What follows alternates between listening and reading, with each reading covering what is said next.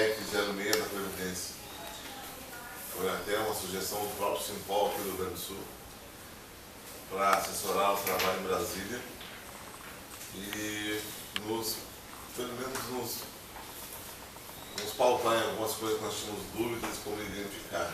O Dr. Dais é especialista em direito previdenciário, teve em Brasília acho que umas 3, 4 vezes, bem pertinho lá no Amapá também, em Santa Catarina, no Paraná e vários outros estados. De uma maneira muito até solícita, porque coube ao Simpol pagar as despesas, obviamente, de viagem e diária, não somente. Não houve nenhuma despesa essa. Então, isso cabe sempre destacar, embora o Dais não goste que eu fale nisso, mas eu sempre refiro. O Dr. Ronaldo Gotuso, o senhor já sabe, claro, integra a nossa banca jurídica. E o intuito hoje é, diante dessa mudança da reforma estrutural no leite, do governador Leite, melhor dizendo, junto com a PEC 06, que está para ser aprovada pela Justiça, sabe? E diante das diversas dúvidas que nossos colegas ligam para cá, para saber como vai ficar sujeito a adquirir, eu ingressei, pessoal que ingressou antes de 2003, eu fui pela aposentadoria pela 5185, como fica com essa PEC, eu vou perder o quê, não perco? Ou eu estou na iminência de me aposentar, faltando 1, 2 anos, 10 anos, 5 anos, o que me atinge, o que não me atinge, como é que fica esse pensionista? E é uma gama de informação que geralmente quem fica ali atendendo é o Lima, é o Mendonça, é o Santos. E, claro, como eu estou em Brasília em contato com eles, eu não tenho como repassar tudo isso, né? Nem tem como. Então a ideia foi essa, reconvocar ou convidar o Dr. Dais Portanova para que ele nos dê um apanhado norte de como fica ou ficará esses conceitos de direito adquirido, mudança com a PEC, aposentadoria de pensão, o que atinge, o que não atinge, insegurança jurídica ou segurança jurídica, etc. E o Dr. Ronaldo também nos assessorando nesse sentido. Então, a intenção foi essa. Desculpe a fala, eu estou um pouco cansado, que é normal. Eu não sei se mais alguém quer falar alguma coisa nesse início. Então, de cara, passa a palavra para o nosso eminente. Já te passei uma voz de livro. Brincadeira, vai empurrando, né? Mais um, verdade. Bom, bom dia a todos. Bom dia, Mário aí. Quero parabenizar a diretoria já pela eleição, né? Eu acho que vocês pegaram um pepino bem no tempo bom de pegar, né? Que acabando com... Dá para renunciar depois da sua fala? Dá tempo de renunciar ainda? De hora que vai te preparando, se tu renunciou, tu vai ter que empurrar muita gente. Vocês entram realmente num momento assim, meio drástico, né? Os caras querem destruir o movimento sindical, querem destruir a Previdência e destruir o serviço público. Então, eu não gostaria de estar na pele de vocês, mas aí já aproveito, parabenizo pela coragem, né? Que deve ser característica da atividade de vocês. Cumprimentar o Dr. Ronaldo e quero dizer para ele que aqui meu papel não é, em momento algum, fazer nenhuma disputa aqui, porque realmente a gente tem convivido com o Mário, porque a gente sabe como é que é o mercado do direito, né? Todo mundo quer, né, imediatamente já assumir alguma coisa, né? E eu lembro que o Mário, quando me convidou, acho que foi a primeira palestra da FEIPAL Sul, né, que vocês fizeram aqui, que o Ademilson me procurou, aí o Ademilson disse, não, mas que nós queremos aposentadoria especial. Eu disse, Mário, vamos fazer o seguinte, nós vamos ter que rediscutir tudo isso, que não é aposentadoria especial, viu? Mas eu quero tentar fazer uma exposição mostrando para vocês isso, e exatamente a situação excepcional que vocês têm como agente de segurança, né, inscrito lá no artigo 144, o papel que vocês exercem e os direitos, né, que nós estamos vendo que estão sendo corroídos à medida do tempo. Então vou tentar rapidamente fazer um apanhado do que é essa discussão da aposentadoria especial, para a gente entender um pouquinho ela, o que é a legislação que protege vocês, que ao meu ver, eu vou reiterar para o Mário, apesar do Tribunal de São Paulo hoje ter uma orientação um pouquinho diferente, mas eu entendo que não é uma aposentadoria especial, depois vou explicar para vocês por quê. É uma excepcionalidade, uma regra completamente própria para vocês. E a crise que nós estamos vivendo em função das reformas, né? Que aí realmente é um momento de instabilidade, de insegurança que qualquer um está sentindo. Seja o trabalhador comum, o peão que ganha o salário mínimo, ou quem está lá, mesmo na magistratura, no Ministério Público, numa carreira mais distal, um pouquinho mais protegido, também vai acabar sendo afetado. Então vou tentar mais ou menos fazer essa diferenciação da aposentadoria especial, para a gente sentar o pé, porque normalmente quando a gente vai falar, e eu vejo inclusive nos julgados do STF, até no da ministra Carmen Lúcia, que faz a recepção da Lei Complementar 151 no julgado do Supremo, como relatora, ela fala em aposentadoria especial. Então o que eu acho que é importante a gente fazer um destaque, porque se vocês estão acompanhando desde a emenda 47, nós tivemos ali inserido no artigo 40, parágrafo 4º, 3 subdivisões de benefícios. A regra geral, né, que pega todos os servidores que estão no quadro geral, mesmo a magistratura, Ministério Público, carreiras específicas, área da saúde e tal, mas o próprio professor, que também não tem mais a caracterização da atividade especial, mas esses 3 itens do artigo 40, ele excepciona objetivamente as regras. São as pessoas com deficiência, né? São os trabalhadores submetidos a agentes agressivos, prejudiciais à saúde e atividade de risco. E vocês, na verdade, antes de estar enquadrado em qualquer um desses, lá em 1985, vocês tiveram uma regra distinta de todas as demais. Estabeleceu para vocês, via de regra, 20 anos de atividade policial, 10 fora e 30 anos de serviço. Por que eu entendo que não é, de vocês não é uma aposentadoria especial? Porque tu tem 10 anos que é computado ali, que não tem nada a ver com a atividade de vocês. Aí o Mário sempre diz assim, mas porra, os 20 anos nós estamos com atividade de risco, isso. Tá bem, não estou discutindo. Se tivessem, por exemplo, fixado 30 anos de atividade policial exclusivamente, a gente poderia dizer que era uma aposentadoria especial. Entendeu? Como aconteceu, por exemplo, com a magistratura, para vocês verem como é delicado isso. Na emenda constitucional número 20, a magistratura estabeleceu a possibilidade de que o homem, né, e a mulher que tinham tempos distintos de trabalho pudesse garantir à mulher um acréscimo na atividade dela de 17% para poder chegar à aposentadoria. E aí todo mundo fez uma grita, o CNJ fez um parecer dizendo que podia e depois caiu na justiça isso. Por quê? Porque a atividade da magistratura não é uma atividade especial. Então, o que é uma atividade especial efetivamente, ou o que é a proteção da aposentadoria especial? A aposentadoria especial, ela tem no centro dela a estrutura da atividade sempre na mesma função. A estrutura dela. Aí você vai dizer, não, mas tem um trabalhador que sai da atividade especial, vai para a atividade comum e pode converter o tempo da atividade especial para comum. Isso vai acabar. Exatamente porque o sistema não permite mais essa comunicação, essa intercomunicação de atividades distintas para criar o que se denomina tempo fixo. Então vocês, como policiais, ao meu ver, desde a Lei Complementar 51, vocês têm o direito a uma aposentadoria de legislação especial, que distingue a natureza jurídica das atividades, um período de polícia e um período de folga. Não importa se tiver 30 anos de polícia, ela continua não sendo aposentadoria especial. Ela é de legislação especial. Para vocês terem um comparativo, até 1996, os jornalistas poderiam se aposentar com 30 anos de atividade. Tinha uma lei de 1963 que regrava a atividade de jornalista para se aposentar com 30 anos com aposentadoria integral. Essa lei foi revogada.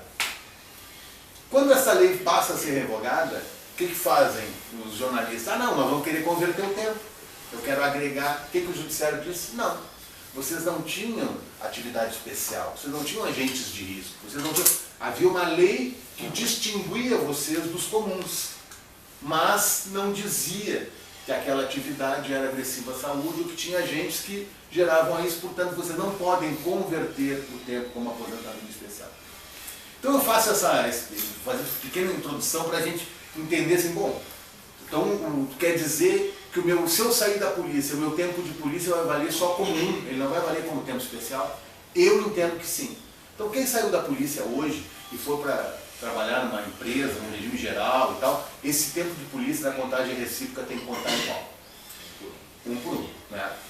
Aí, a minha contradição, que aí é a natureza da advocacia, eu citei para vocês que o Tribunal de São Paulo, o Tribunal Regional de São Paulo, tem uma visão diferente.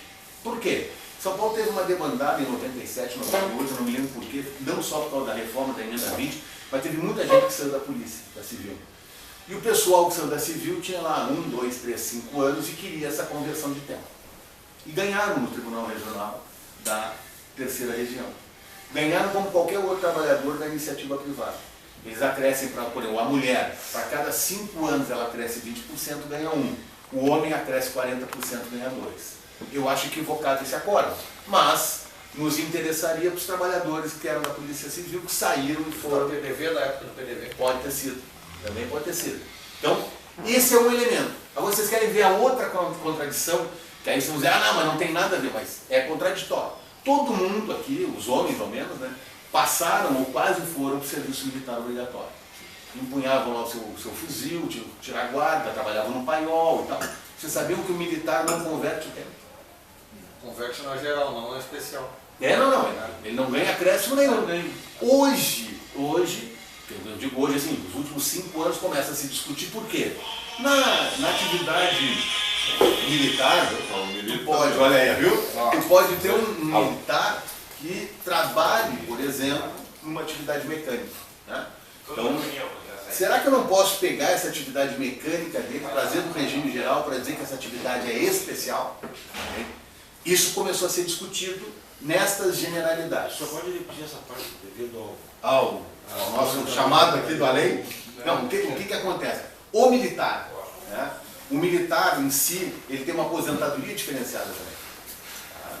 Em tese, o militar sai... não especial. Não especial. Ela é diferenciada, ela é constitucionalmente tratada numa outra ordem. Mas o militar gênero, o cara que está na carreira lá, o soldado, o cabo, o sargento, o gênero, ele não tem, em tese, direito a uma aposentadoria especial, ele tem uma aposentadoria constitucionalmente diferenciada, que nem a da polícia, civil, marítima, portuária, federal e tal. Ela tem um tratamento diferenciado. Então, muitos dos militares que ficaram ou no serviço militar obrigatório, ou no CPUR, ou aqueles cabos de soldados dos 7 anos que tinham, né, de exercício de atividade, né, ou o cara que ficava como sargento e depois acabava saindo. Esse pessoal, esse tempo, eles foram disputar no Poder Judiciário para dizer o seguinte, olha, eu me aposento com 25 anos. Eu militar, tenho um regime próprio diferenciado. Eu quero que esses meus 25 anos que eu estou trazendo para a iniciativa privada vale igual ao do regime geral. E o Poder Judiciário até hoje tem dito que não. Militar vale 1 e nem qualquer outro. Então vejam como é estranha a posição do Tribunal da Terceira Região, Tribunal Federal, de permitir que o policial que saiu, aqueles 10 anos de polícia, aqueles 20 anos de polícia, variando de 1 até os 20, de 1 a 19, possa ser convertido. Mas isso abre uma janela, né? Abre uma janela, para tentar se conceituar que mesmo as atividades que não são consideradas especiais, mas que são de legislação especial, possam, na eventualidade de se afastar do seu regime próprio, ter a conversão. Então está abrindo uma janela para os militares também terem a conversão do termo qual desse julgamento do TRF da Terceira Região. Um terceiro exemplo, vocês veem como o troço é complexo. Nós já passamos aqui. Só uma perguntinha, Claro, vamos lá. antes que o senhor passe para outro assunto. Aposentadoria especial, tá? Aposentadoria especial e legislação especial.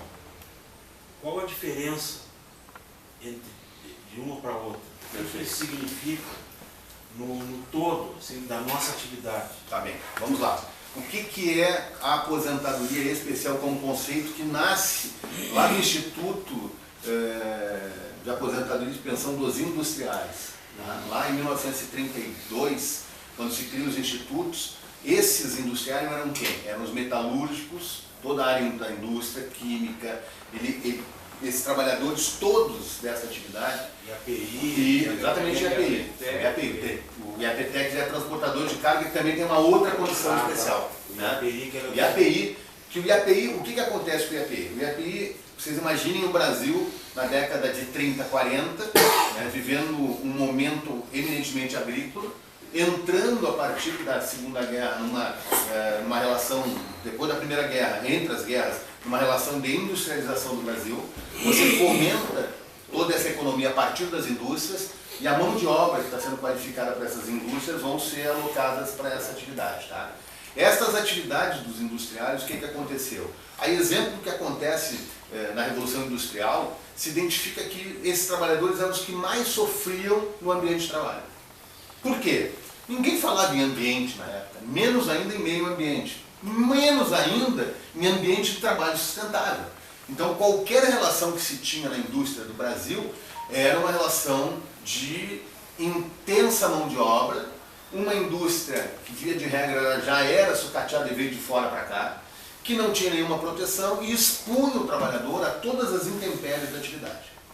Então o que se identificou nesse movimento? O movimento sindical, social da época desses trabalhadores era o seguinte, ó, nós temos uma relação distinta, por exemplo, do trabalhador que está numa escola, que é o trabalhador de escola, ou distinta de um trabalhador comum que não tem um agente agressivo.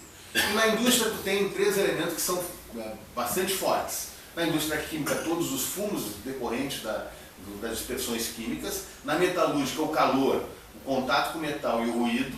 Né? E nas indústrias têxteis, aquelas máquinas imensas onde tu manuseava ela diretamente com um índice altíssimo de violência e de amputação de membros.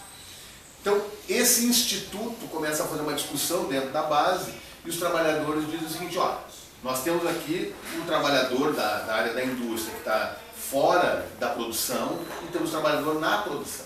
Esse trabalhador na produção sofre tanta agressividade que ele vai ter que ser tratado pelo nosso instituto de forma diferente. E aí se estabeleceu o seguinte, esses trabalhadores terão uma aposentadoria diferenciada das comuns, terão todos idade mínima, porque naquela época ainda havia idade mínima, mas esses trabalhadores que estão submetidos a estes agentes agressivos terão tempo reduzido na sua aposentadoria. E aí se denomina, a partir do Instituto, uma aposentadoria que não era por tempo de serviço, mas era por exposição a agente agressivo. Esta é aquela denominada para aposentadoria especial. Mas ela teria que ter o tempo integral na mesma função. Em tese, sim. Sim. Em tese, sim. Essa criação das migrações de tempo de um para outro vai se dar com a Lei Orgânica da Previdência Social em 60. Tá? Na verdade, vai se dar lá em 82, 83, quando vem um decreto para modificar essa estrutura, porque aí tu tem esses trabalhadores migrando de um campo para outro e as legislações específicas passam a ser constituídas. Por exemplo, qual é a primeira distinção que nós vamos ter? Eu vou só concluir essa história do IAPI. Aí o IAPI, quando vem o Instituto de Seguro Social do Brasil, quando o Getúlio faz a CLT, junto com a CLT, o Susequim foi chamado para fazer o Getúlio disse assim, ó, eu tenho que arranjar a proteção do trabalhador e a proteção do trabalhador depois que ele para de trabalhar. Então nós vamos fazer o quê? Nós vamos fazer uma lei geral para o trabalho, nós vamos fazer uma lei geral para todos os institutos. Aí vem IAPI, IAPTEC, IAPB, IAPC, que cada um com as suas regras. O Getúlio já viu e disse assim, ó, vamos unificar isso aqui. Então eu pego o trabalhador ativo e universalizo ele, pego o trabalhador inativo e universalizo ele. Esse instituto não foi adiante, porque o Congresso se amarrou, aí o Getúlio acabou tendo os conflitos com a sociedade, ele se afasta da relação. E o que nós vamos ter? Temos a CLT, mas não tem esse instituto, tá? Que é o Instituto de Seguro Social do Brasil, o ISSB. Isto vai acontecer quando? Em 1956, tem um movimento de toda a massa de trabalhadores para dizer o seguinte, olha, eu que sou do industriário, eu tenho uma legislação muito melhor. Por quê? O industriário aí sai de uma mão de obra desqualificada e qualifica ela, uma mão de obra melhor remunerada, e o Instituto IAPI era o instituto com maior capacidade financeira. Tanto que, em 1940, 1950, já com essa estrutura, eles saem do eixo de proteção de aposentadoria e pensão e começam a fazer financiamento de casa própria para os trabalhadores de IAPI. Não à toa que a gente tem a Vila do IAPI. Os comerciários fazem a mesma coisa, não à toa que nós temos os comerciários aqui embaixo. Então o que aconteceu? No processo político, todo mundo olhou e disse assim, porra, a Previdência é um bom negócio. Se esses caras estão financiando casa, né, está sobrando dinheiro, vamos unificar tudo isso aqui, vamos nós controlar esse dinheiro. O Estado pensando nisso. E aí o Congresso, já após Getúlio, analisa essa discussão e diz o seguinte, bom, o primeiro passo é unificar a legislação. Tá? E aí se cria a Lei Orgânica da Previdência Social em 1960. Então se cria num processo democrático uma lei única. E nesta lei única começam a aparecer os conflitos. Esta lei única seria o que é o regime geral de previdência hoje. Tá? Esta lei, que está aqui esboçada, passa a ser questionada. O IAPI foi a base dessa norma, então tudo que estava construído dentro do sistema do IAPI foi jogado para dentro dessa lei orgânica, adequando algumas situações e aí excepcionando outras. Entre eles, os professores. Que vejam o paradoxo, né? Os professores estariam lá com uma condição diferenciada, mas não tinham direito à aposentadoria especial. Eles tinham aposentadoria de professor, tá? Mas dentro dessa lei orgânica aqui. Em 1981, com uma emenda constitucional, se coloca o direito à aposentadoria do professor dentro da Constituição, com 30 anos do homem e 25 a mulher. Eu quero pegar esse exemplo para te diferenciar o que é uma aposentadoria de legislação complementar, de legislação especial e da norma geral. No momento em que fez isso, o que interpretou a jurisprudência? Bom, a partir de hoje, o professor não se aposenta mais como metalúrgico com 25 anos, como químico com 25 anos, como médico, como atendente com 25 anos, porque esses são de aposentadorias especiais. Aqui se constituiu uma legislação própria no âmbito constitucional para eles. Portanto, eles não são mais especiais, eles são exceção. E aí o Poder Judiciário descaracteriza essa aposentadoria de especial para excepcional. E a partir daí, determinadas categorias passam a ter regras próprias para a aposentadoria. Por exemplo, o jornalista. Uma regra própria para o jornalista. Uma regra própria para o professor. Uma regra própria para a magistratura. Uma regra própria... E estas legislações criam exceções da regra geral. Então, quando se fala de aposentadoria especial, a gente tem que falar da universalidade de proteção dela e das categorias que sofrem os agentes agressivos. Isso vai ser mais ainda fracionado com a emenda 41, depois com a emenda 47, quando cria lá os parágrafos 4 A, B e C, né? Hoje é A, B e C, né? Então, com essas condições. Então, cada um teria que ter um regramento específico para a proteção social. Enquanto que a aposentadoria especial gênero, né, ela envolve as categorias que estão com agentes agressivos. Tá? Não sei se deu para compreender isso. Então essa discussão ela passa a ser fundamental para nós fazer um debate sobre o que nós iríamos buscar no Congresso Nacional. Eu posso querer uma aposentadoria especial, por exemplo, com 25 anos para o policial. Mas todo mundo tinha na sua ideia geral que o 20 mais 10 ou 15 mais 10 para a mulher não era de todo ruim, né? Desde que se garantisse integralidade e paridade. Né? Então, o foco já não era mais a própria condição beneficial, mas o efeito dessa condição beneficial. É um direito que decorreria desse benefício. Muito bem. Então eu quero voltar lá para a Lei Complementar 51. Exatamente por isso que eu entendo que a Lei Complementar 51 é criada para vocês. Porque vocês não têm reconhecido a atividade como especial, mas excepcional. Então a regra da Lei Complementar 51 passa a nos dar uma distinção dos comuns. Tá? Não que não seja comum, mas ela é um comum, mas um pouco mais incomum. Então toda aquela discussão que eu estava tratando para vocês de conversão de tempo e tal, que cai com a reforma, né, vai esvaziar, então nós vamos poder ter um nicho de atuação até a aprovação da PEC 6 em uma emenda constitucional, ou seja, 101, 2, 3, 4, 5, 10. Nós vamos poder fazer uma discussão aqui dentro, mas nós temos que ter claro que os tempos do direito eles vão ser demarcados. Então lá na Lei Complementar 51 de 85 nós temos o tempo do direito. E esse tempo nos estabelece 20 anos de polícia, 10 anos fora, integralidade e paridade. Então a Lei Complementar 51 nos demonstra uma nova condição do trabalhador da segurança pública, aí universalizando ela, né, para ter o benefício de aposentadoria no futuro. Muito disso se dá porque aquele movimento lá em 85 era completamente diferente do de hoje. Nós estamos fazendo um processo, nós estamos redemocratizando o Estado, fazendo uma discussão sobre o papel das polícias, principalmente as ditas civis, né, que entra aí toda a federal e a estrutura, distinguindo da relação que havia com os militares e a polícia militar em geral. Então também se faz isso, se tenta distinguir efetivamente a partir de uma regra de aposentação para a polícia civil e da polícia militar. Então também isso é um consequente jurídico demarcatório na época.